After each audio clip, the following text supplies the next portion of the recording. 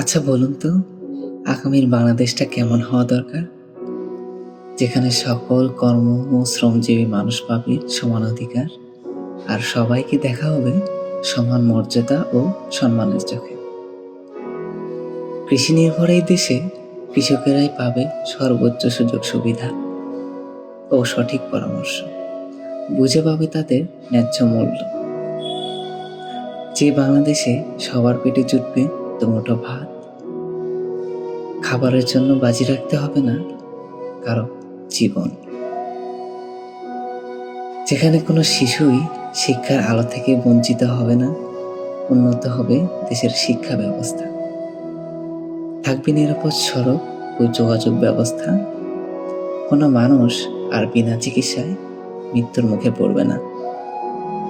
সবার জন্য নিশ্চিত থাকবে মাথা গোঁজার একটি নিরাপদ শান্তির বাসস্থান,